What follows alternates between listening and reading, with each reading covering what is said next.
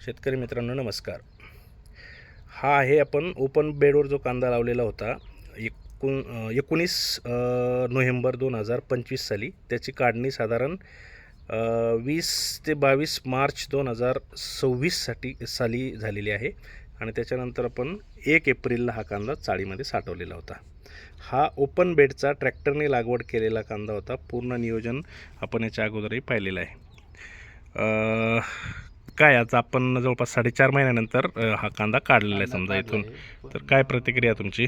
त्याची आपण चेक करायचं म्हणून इथले बांबू काढून घेतले. हां 2 दिवसापूर्वी हां आणि तिथं एक असं फोडून बघितलं. हो तर त्याच्यात काही कुठं अजून तो प्रकार असा छोटा मोठा हा सोडल्यानंतर बाकी तर काही वाटत नाही समजा. तर कांदाची चमक वगैरे आहे किंवा या गोष्टी आहे हो सर्व तसंच आहे. म्हणजे अजूनही खडखड वाजतोय तो, एवढा चांगल्या पद्धतीने त्याचं हे आहे. आपण बघू शकतो की कलर पण मेंटेन आहे त्याचा आणि कांदा सुद्धा कुठंही लागलेला नाही. त्याच्यामुळे तो एक आपला एक आहे की फक्त उत्पादन काढणं हा एक हेतू नाही, तर उत्पादन निघाल्यानंतर कांदा साठवणुकीत सुद्धा चांगल्या पद्धतीने टिकला पाहिजे, जेणेकरून आपल्याला चांगल्या बाजारभावांची सुद्धा तिथं उपलब्धता किंवा फायदा होऊ शकतो.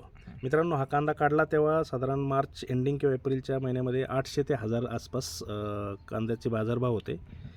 आज 17 ऑगस्ट आहे. काल परवा 4000 क्रॉस झालेला आहे काही मार्केटमध्ये बाहेर गेला आहे. हां पण साधारणतः 3000 किंवा 3200 पर्यंत आपल्या स्थानिक मार्केटला या टाईपचा माल विकले गेला. ओके, स्थानिक मार्केटला साधारण 31-32 पर्यंत भाव सध्या आहेत.